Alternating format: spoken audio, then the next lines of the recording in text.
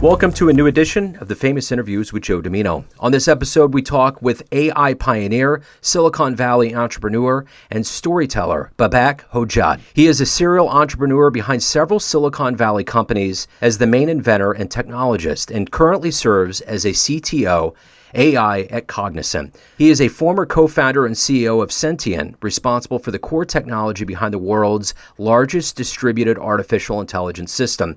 And he was also the founder of the world's first AI-driven hedge fund, Sentient Investment Management. He is also well known and credited as the main inventor of the natural language technology used in Apple Siri. Enjoy this interview. Thanks for taking a minute out. I appreciate it. No worries. Yeah, absolutely. So your line of work is just something that I think probably a lot of people can't even conceive of, but they use it in their daily lives all the time. They do, and they've been using it for quite a while. It was back in '98 when people searched something on Google and it used the A-star algorithm, and I used to tell people, you're using AI and you don't even know it. But then the definition of AI has changed too since then. How has this technology changed and adapted to the way the world's changed so much since this pandemic came around? Has there been a marketed change because we've relied on technology so much, or has there been a drastic difference? As far as AI is concerned, in my humble opinion, it hasn't really lived up to the expectations with respect to the pandemic. I think, if you feel like you've some sort of technology that's super intelligent, you shouldn't be doing all the dumb things that we did after the pandemic hit. And so I think there is that aspect. Now, I personally and my team worked on an AI-based pandemic response system that I think did it the right way. But in general, the AI world, I think, kind of let us down. There was even an article, I think, in the New York Times that asked the questions like, "Where's the AI?" We're struggling with this thing. Now, I mean, in the obvious use cases, such as chest X-ray, let me know if this person has COVID or not. In those areas, it did do incrementally better than other approaches, and it did help. But currently, the state of the art in AI is very, very data hungry. And if something new comes along, like COVID, that nobody knows anything about, it takes quite a while for us to collect the critical mass of data that would help us apply AI there. So I would say, we're at that point where this hype and overexcitement and expectations around AI is starting to let us down a little bit. So if someone was to run into you, I've read what you've done on paper. If someone was to run into you and ask you, what do you do? What is it that you do on a daily basis? What is that? Officially, I'm the CTO AI for Cognizant. I run an AI R&D lab where we do research, cutting-edge research on AI. We really try to push the boundaries on what an AI system can do. And then we try to bring it to the world. So, just showing that an AI system can improve on some benchmark in the lab isn't enough. You really want it to be out there to help, problems that humanity faces on a day-to-day basis. And I think that's the harder part of what I do, is taking these problems like sustainability, like COVID, like, improving our businesses, improving our lives, and, mapping the power that we see in these AI systems to them and try to bring that to the world. So that's kind of my focus. It has been my focus ever since, working on my PhD, has been to the applied side of AI, as well as, of course, the theoretical side. So the whole idea of AI, I think probably if you would have really pitched what it can do for us today, say 10 years ago, 15 years ago, it would have blown people's minds. I don't know that they would have been able to conceive of a device in their home that can literally do anything for them, from lights to music to commands to weather. I mean, whether it's Siri or whether it's Alexa or whatever it is. And that's just on the consumer end without, digging too far underneath the surface of what AI can do. So my question to you is, running a lab and running this technology and being on the forefront of how this works, what's going to be the next level of this that's going to blow people's minds that they probably can't even conceive of this permeating their lives in a very drastic way? Yeah, these conversational systems are going to get so sophisticated and interesting in the near future that many of us are going to mistake them for real humans, as has been the case. Actually, experts even last week out of Google, for example, started claiming that, oh, this thing has a soul, this thing, has emotions. While I don't subscribe to that currently, I don't think we're there. But that's, for me as an expert, my opinion is really doesn't count. What does count is the fact that we don't think of Siri or Alexa as being dumb, but think of them as our soulmates with whom we can actually have a long, deep discussion. And with the current breakthroughs in AI, I think in the near future, we will have systems that will be able to carry out these sorts of discourses with us. Think the movie Her, at that level, which is amazing, I think. And I've always said that this sort of track, once the hardware side of robotics catches up, I think the marriage of these sorts of intelligence systems and robotic systems that kind of look similar to humans, they have at least eyes we can look into, and limbs that look similar to us. This marriage is going to be a really profound change, at least in entertainment, as well as, reducing our loneliness, I guess, also, which is probably why we crave entertainment in the first place. I always think about the Arthur C. Clarke, fictional stories and the monoliths and the danger of relying too much on technology. And I'm curious because my day job is I'm an IT technician for a large school district, so I've always been in technology. I've been in IT since the 90s when you didn't have to have a degree and they would grandfather you in and you would just kind of learn it on the job.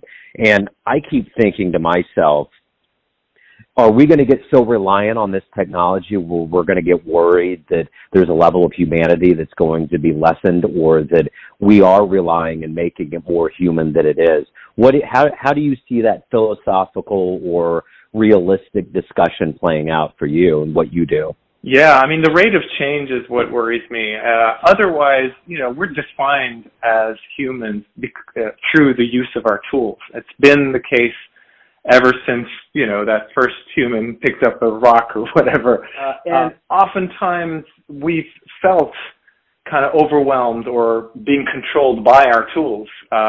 Case in point, our phones these days. But technology, even if you subtract AI from it, technology alone has that property, and increasingly so. We have to be aware of that and worry about it and try to stay on top of it. But the rate, again, as I said, the rate of change and the rate of adoption of technology, new technology, is such that it makes it harder and harder for us to stay in control.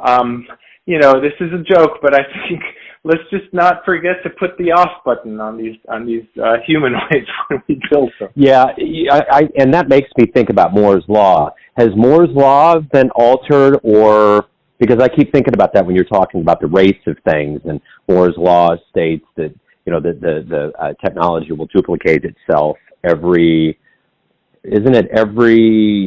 Yes, and Moore's Law itself, in its purest form, does not hold any longer, unfortunately. The way we've gotten around it is by throwing more processors and parallelizing. So, in its purest form, no. There's only so much you can fit on, a silicon. Maybe we will get there again through breakthroughs in quantum computing or other types of really disruptive computing innovations. One of the things that has happened is that because of the parallelizable nature of machine learning, in its form today, be it neural networks or evolutionary computation, we can make use of these parallelized processors. That, yes, I mean, there is actually currently something analogous to Moore's law going on, which is the size of these deep networks that are being trained on very, very, very large data sets, to the point where only a few companies in the world can do this, and some governments, which I don't think is a very good place for us to be, unfortunately. I do think that we need to think about how to regulate this and control it, because only a few people having access and control over these very large AI-based systems is a potential for disaster. Absolutely. So where are you located now? I am in the San Francisco Bay Area. Okay. So you're out there at Silicon Valley. So I'm curious, how did this journey into technology, this fascination begin for you? Where were you born and raised, and kind of how did you get into technology? I was born in Wimbledon, London, England, but I lived in many places. My parents are Iranian. I went to kindergarten in Moscow, Idaho, and went to middle school in Ealing, London.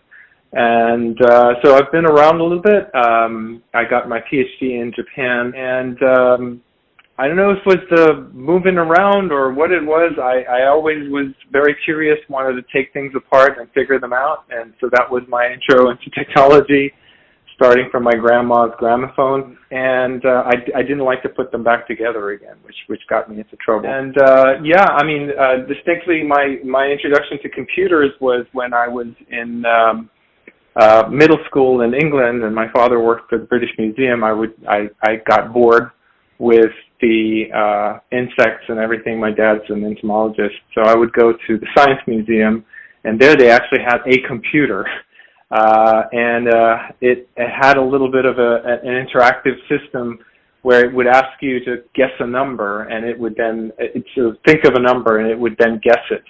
And of course, it was using a very simple, binary search algorithm to do that, and I figured it out, and I was like, oh, this computer isn't smart. This is, and so that was where my fascination with computers started, and later on, ZX Spectrum and Commodore 64 and playing games on computers led me to a degree in software engineering, and then figuring out the brain was how I got into AI itself later. What would you consider one of the best technological leaps or inventions in the history of modern computing? For me, evolutionary computation is what I get very excited about, because and distributed AI is in general. What I'm very interested in is these smaller idiot savant players that are kind of surviving in an environment, and the emergent behavior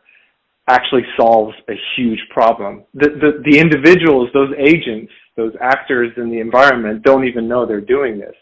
But as a whole, through competing and sometimes collaborating and generally trying to survive, as a whole, that ecosystem is solving a problem. To me, that's fascinating. It's amazing. I think it's what happens in nature right now, and I think it makes for a robust, scalable AI system. And so that's kind of my biggest thing. And amazingly enough, the original idea behind this came from the guy that actually invented computers and invented AI itself, Alan Turing. So it's not new, and I guess, anything in computing and AI that you think about, this guy thought about like in the 50s. He was just such an amazing person. So I think that, to me, that's the most. If you could meet anybody, I mean, we all have heroes and people that we look up to. Of anybody that's alive today on the planet, if you could meet them and just talk to them for a little bit, who would you want to meet?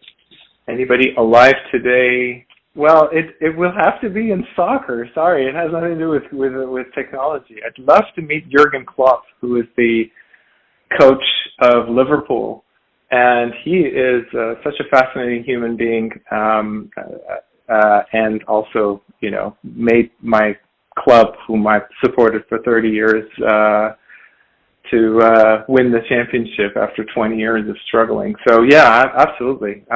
He would be my pick. So, do you watch Ted Lasso? Yeah, I saw the first season. I didn't see the second season, but yeah, I did see the first. Yeah, because I mean, that soccer culture. We actually in Kansas City, we have Sporting KC. We love it. Like it's bonzo when you go see a game. And oh yeah, and I think we're going to find out today if we're going to get the World Cup to come here in 2026 for the Women's World Cup. I know. Same here. Yeah, we will find out today whether the Bay Area is also a contender. So But yeah, so I've been watching that show, and Jason Sudeikis is from the Kansas City area, and he comes back here. So and the funny thing is, because the Kansas City connection, there's all of these things that are dropped in the episode that you would only probably really recognize if you were from here, because it's all the things that he was used to. Oh, interesting. Which is totally cool. Yeah. One of the things, a couple of weeks ago, we had this, we call a FedEx Day. It's like a hackathon in which you start a project and you have to demo it in 24 hours. Like FedEx, we deliver. And I also took that 24 hours to work on a project with one of my colleagues. And there is a database, there's a soccer database out there that has every move every soccer player has made in Europe for the past, 10 years. So we actually built a system that would give a team, based on information about the team members and all that, it would give you tactical tips, what to work on in training on the lead up to the next game, in order to improve your chances of winning, while reducing the cost of the tactical changes, because you can't really tactically overhaul your entire team within like 3 days. So yeah, soccer is a big passion of mine. As a company, we do work with the FA in England. But between you, I've been a fan of Liverpool for 30 years. I've never seen a game of theirs. That would be really cool. Wow. Yeah, that should happen for sure. Of course, the only thing I'm thinking when I hear Liverpool is the Beatles. So there's so much lore that goes into things. And I know about the soccer team, but big fan of Beatles as well. However, I found out that Paul McCartney was actually an Everton fan, and that was a huge letdown for me. But I think Ringo Starr was a Liverpool fan, so we're good. I heard a report on NPR some years ago, and they actually talked to the woman whose voice was modeled after Siri.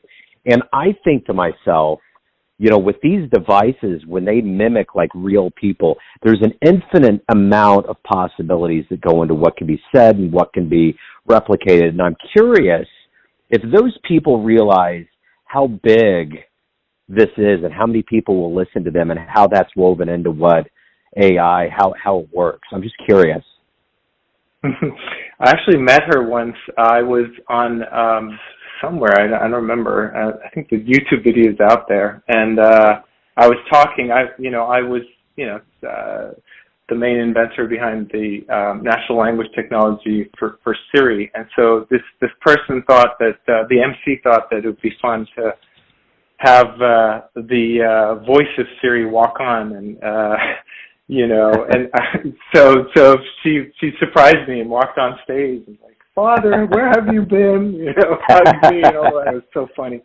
That's awesome. But yeah, I'll tell you a funny story here, which is a lot of what you hear on Siri, at least I have not been involved with Siri for the past, quite a few years, like 5-6 years at all. So I don't know where it is at right now, and they may have made, fundamental changes. But one of the things that made Siri stand out and popular was its ability to be snappy and funny and answer some interesting questions. And that comes from a lookup table. Where that started was all the way back in 2000, I think it was. We were working on a project with Toyota, and this was, you would pick up the phone and dial in, and the system was slow back then. So in order to fill in that awkward silence when you told it to do something. We had a Yo-Yo Ma concerto start, and it started from the beginning, and you'd be listening to 15, 20 seconds of this before it responded. Everything was really slow back then. And, with all due respect to Yo-Yo Ma, listening to the same, music over and over and over again just made me sick. So over a weekend, I actually changed the algorithm so it would actually pick up a snappy, funny thing to say out of a lookup table randomly. Every time, you were kind of waiting. So it would do all sorts of funny things like, oh my God, this system is so slow, please wait, are you still waiting, stuff like that. And so we put that in, and the next week, without having changed anything in the functionality, the Toyota folks came back saying, the system is so much smarter now. Now, we put all this AI in there, and the fact that, this lookup table was kind of funny, even though it was completely random, made this system feel smarter. And that's what's happening in Siri when you ask it for the meaning of life or tell me a joke and stuff like that. It's really not that smart. It's just a random lookup table. So what kind of kicks, does this woman actually get any kickbacks? I think in the report, it was like no one knew exactly where this was going to go, and it was almost like there wasn't a lot that she's tied to with this now, other than just the voice of it. I just briefly talked to her in that conference, but she's been replaced. Obviously, even back then at that conference, she was no longer the voice of Siri. They sampled her voice, and they used it on a lot of these canned responses as well. And it's a very soft, warm voice. Very familiar by now for everyone, but now it's completely synthetic and it's been replaced. But I think she went around and she made some good money just by using that label, being the original voice of Siri. I think that's interesting. I think she did well.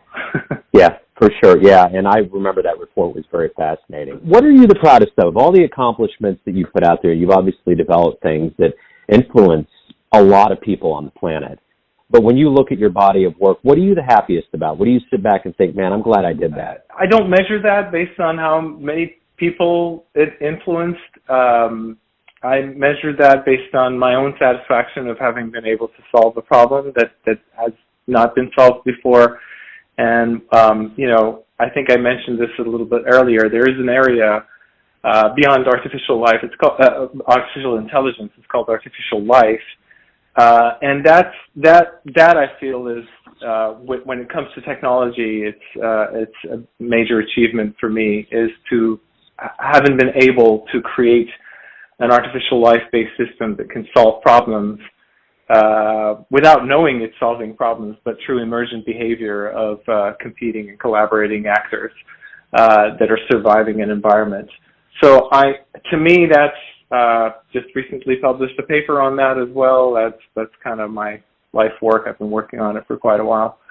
That's the one that comes to mind. Otherwise, obviously, outside of work, there's family. I've got 2 kids.